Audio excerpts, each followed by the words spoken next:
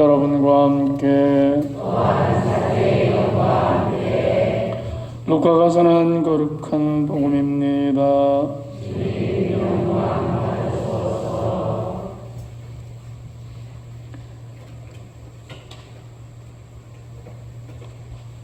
그때 예수님께서 모든 사람에게 말씀하셨다.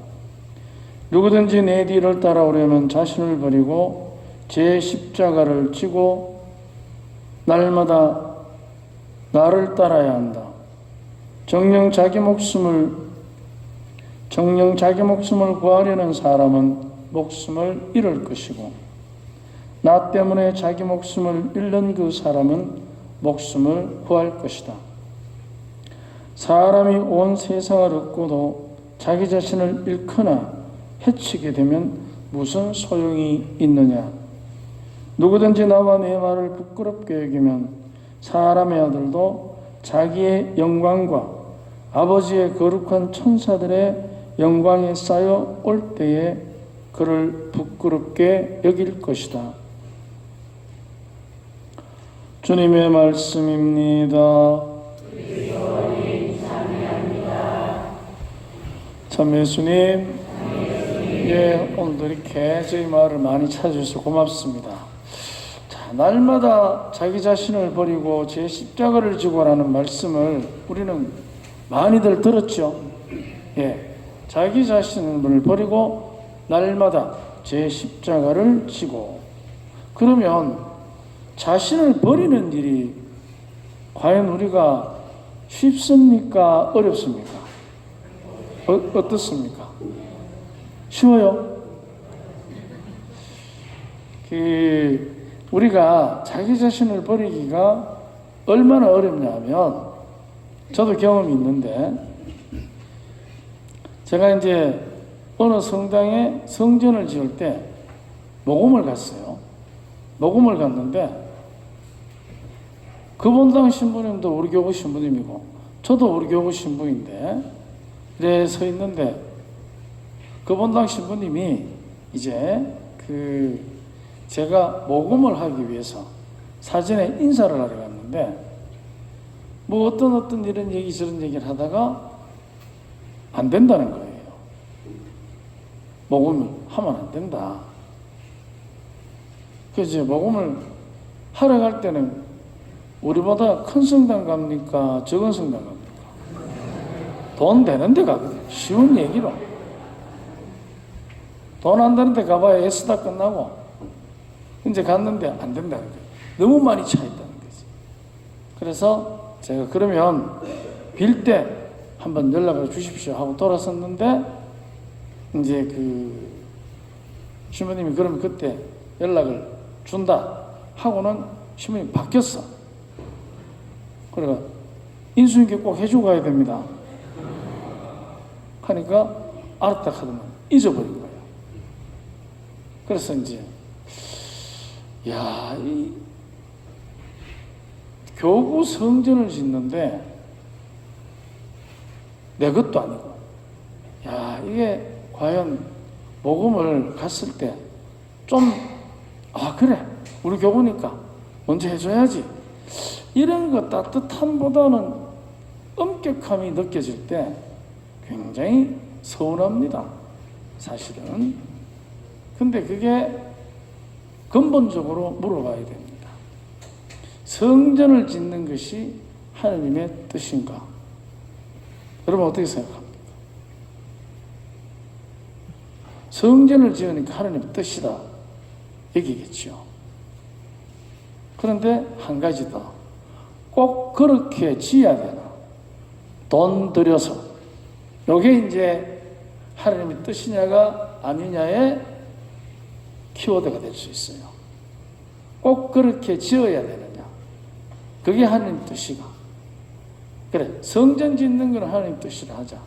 그런데 그렇게 지어야 하는 것은 하나님의 뜻인가? 물었을 때 여러분은 어떻게 생각합니까?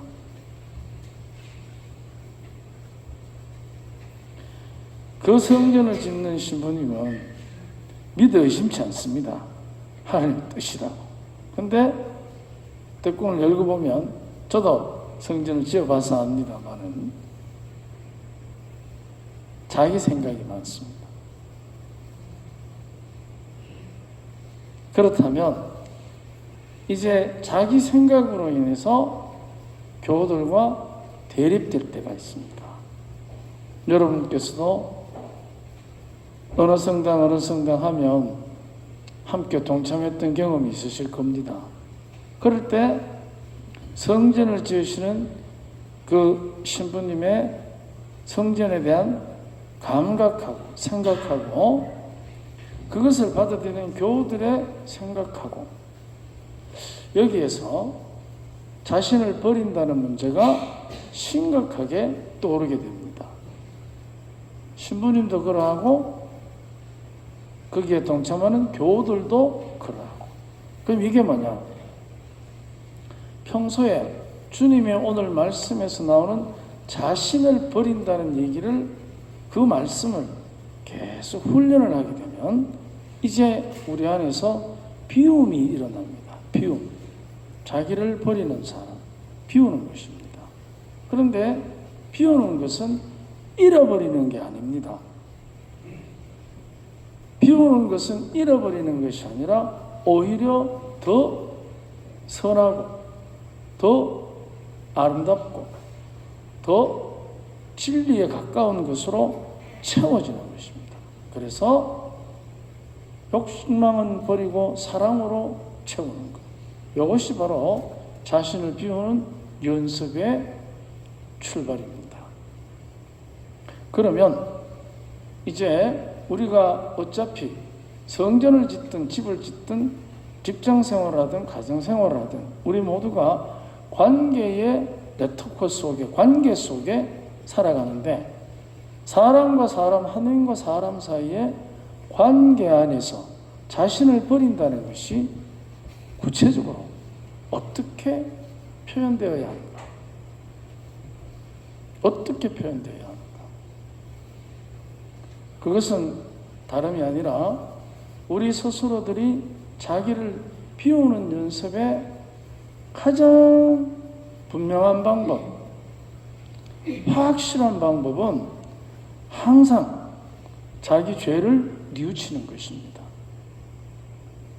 이것이 자기 비움에 하느님께서 그리스도교 신자들에게 주신, 특히 우리 가톨릭 교회 그리스도인 신자들에게 주신 축복, 바로 그게 고해 성사입니다. 죄를 뉘우친다는 것. 그러면 나는 무슨 죄를 지었는가? 뉘우칠 때. 그때 우리는 우리 안에서부터 비움이 시작이 됩니다. 즉 자신을 버리고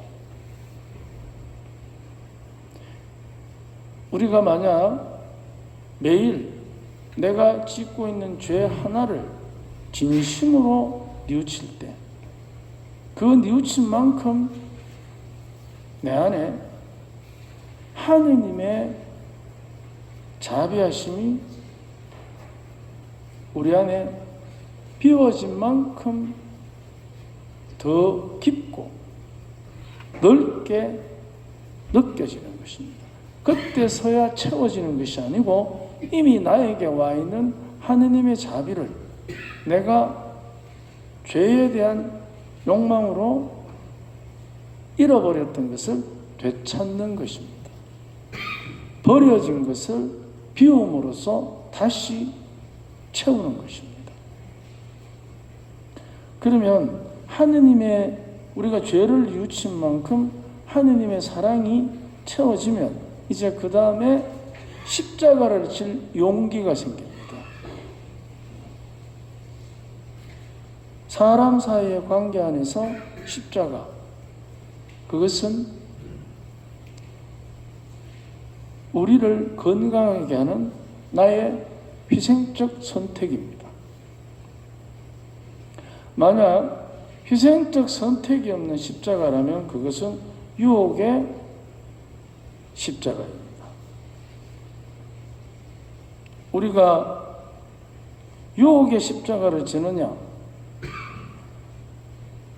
치유의 십자가를 지느냐 하는 것은 희생이라는 두 단어에 달려 있습니다. 우리가 희생 없이 십자가를 진다. 그러면 거기에는 반드시 내가 진 만큼의 십자가의 무게가 나를 다른 사람과 비교하고 비난하고 앙심을 품는 결과를 가져올 것입니다. 하지만 희생 어린 선택은 나를 인격적으로나 하느님의 자녀답게 거룩하게 성숙시키는 힘이 있습니다. 과연 우리는 성숙과 유혹의 갈림길에서 어느 쪽이 우리를 값없이 행복한 삶을 살도록 이끌어 주겠습니까? 우리는 자신을 버리고 날마다 십자가를 져야 합니다. 그러면 날마다 특히 우리가 한국 순교성인 대축일을 맞이해서 이번 일주일 동안 아주 작은 데서부터 말 한마디, 눈빛 하나, 생각 하나에서 매일 한 가지의 희생을 실천해 보십시오. 누가 보면 그게 희생이 아닐 수도 있습니다. 하지만 나에게는 희생이 된다고 했습니다.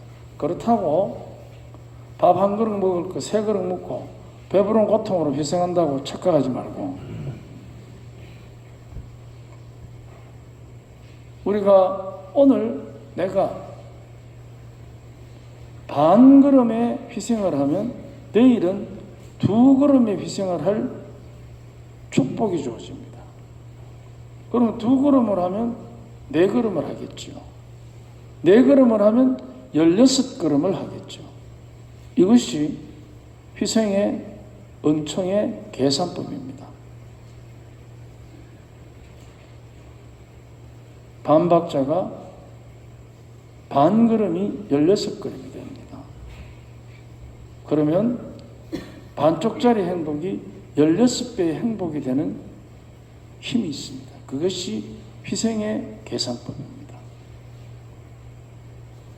작은 데서부터 이제 십자가를 져보십시오. 그러면 반드시 주님께서는 우리에게 그 대가를 상상할 수 없는 예비하심으로 지불해 주실 것입니다.